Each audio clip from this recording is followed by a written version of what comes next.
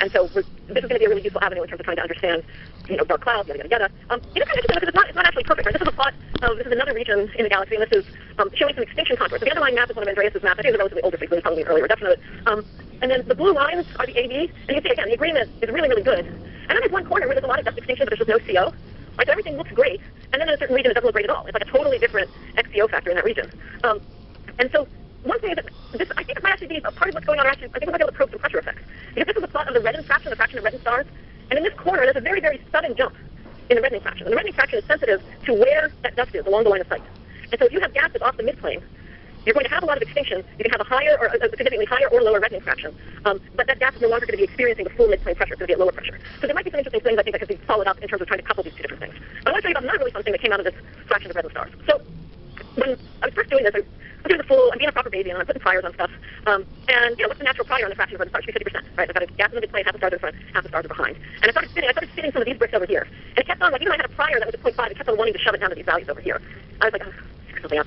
And then I started doing more and more, and you can see that there's actually this larger structure in here. So I just want to go through what this is. This also, just note, this isn't a change in the fraction of reddening. This is a distinct axis in the fraction of reddened stars. Right? If you go back, again, this is something where it's different. And it's also, if you look at M31, one side of it looks dusty and the other side doesn't. Okay, the side that looks dusty, the reason it looks dusty is it just has a higher fraction of reddened stars. It doesn't actually have a larger fraction of dust. Okay, so I just want to explain where this is actually going. Okay, what this is that this reddening fraction turns out to be a really good probe of the three-dimensional tomography of gas and stars. So part of it is it can show you that local deviations from the midplane, but it also turns out that it's showing us something about the large-scale structure of what's going on here. So if you have a thin stellar disk, you get my expectation when I'm going to do it, which is that 50% of the stars are reddened. So basically, for an inclined disk, relatively narrow, you have about the same number of stars here as you do here when you're looking at it, and so you get 50% of the stars. But when you have a thick stellar disk and a radial gradient in the stars, if I'm seeing stars along this line of sight, I have more, the unreddened part is seeing the inner regions of the disk where the stellar density is higher, and the part that's reddened is actually probing larger out in radii.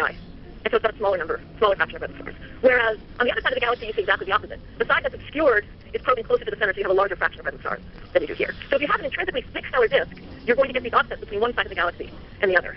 You're also going to get effects that depend upon inclination, right? As the inclination along the line of sight is face on, you're going to get smaller differences between the near and the far sides of the galaxy. So what this means is it gets you a two-dimensional probe of the thickness of the disk in compared to the radius and also the inclination of the galaxy.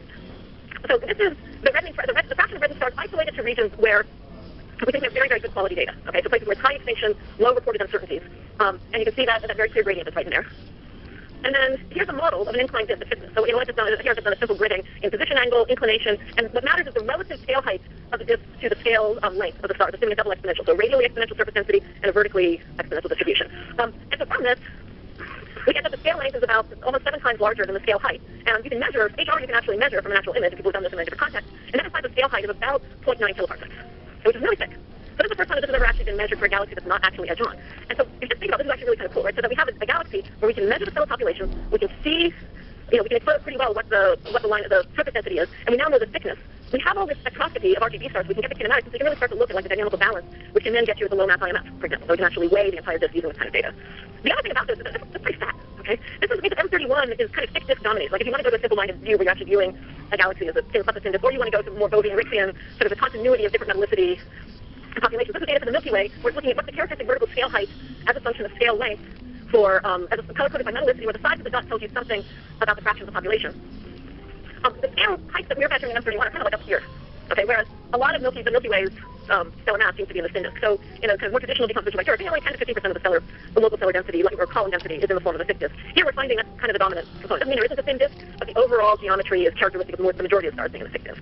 This is also totally consistent. I mean, this is surprising, but it's actually consistent with the spectroscopy that's coming out. This is work by Claire Dorman, who's finishing up her thesis at Santa Cruz. And so I mean, we've got like more than 10,000 DEMO spectra all over this, so it's really a pretty cool data set. And so in various regions, she's decomposed different populations, and the disk velocity dispersions that come out are like 60 to 80 kilometers a second. These are not, 50 to 20 kilometers a second. So the RGB population really does have it dynamically. It's dynamically hot, which is consistent with what we independently infer about the thickness. Yeah, and honestly, right, this is the extended structure on M31. Is this a structure you expect to be like super dynamically cold? But I would say this is a good candidate for something that's been knocked to hell. So I think it's an interesting result, it's a surprising result, but not surprising retrospectively. Okay.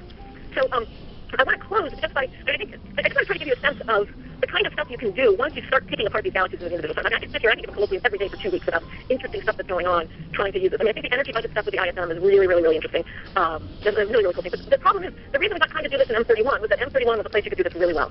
The reason we could do it really well was that it was close. And because it's close, the average distance between two stars at a given luminosity on the sky, they're more separated out. But as I move that same galaxy farther and farther away, that angular separation of the stars starts to blend together, and they merge, and I can't detect them anymore. So going down to kind of the faint stars, getting that leverage, it then becomes restricted to lower surface brightness systems.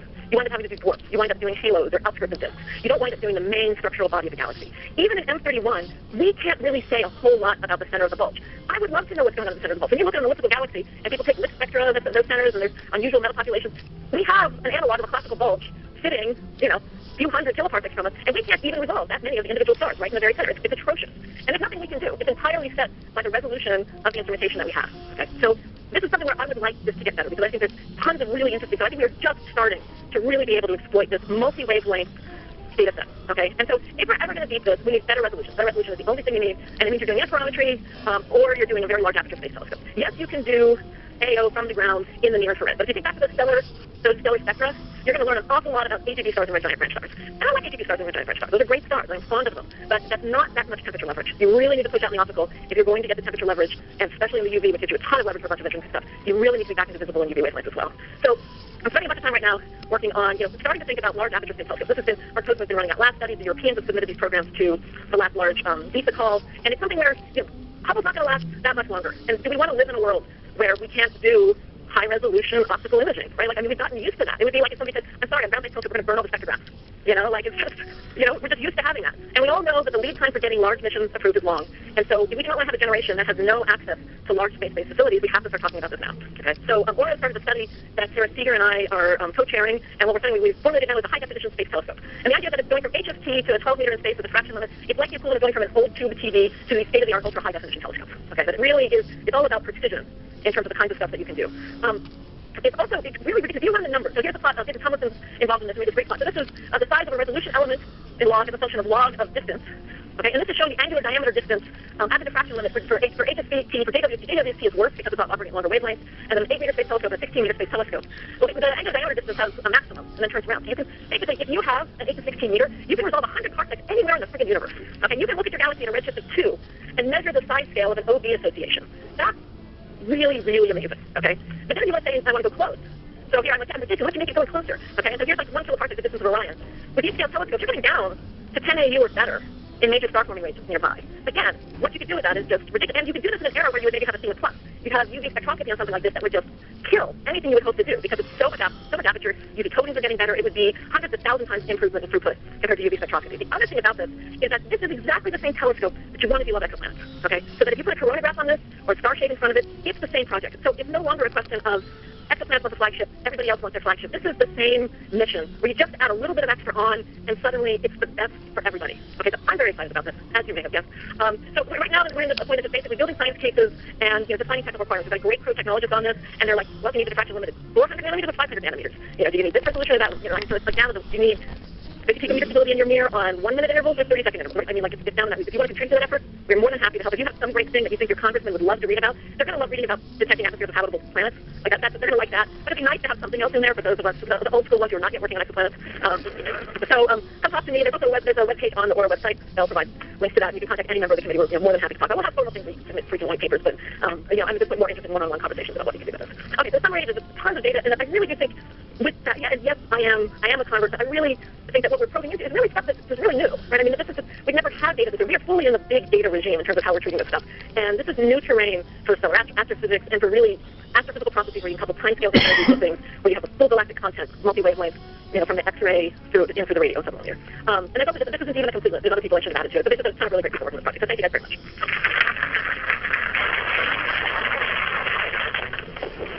I have a question about this agreement between the ATS and the H. If you take the galaxy and well-known megaplanets, they have sort of independent check. The coverage of red galaxy. If the AB scale, AB to that ratio was off by a factor of 2, we would have stayed red sequence.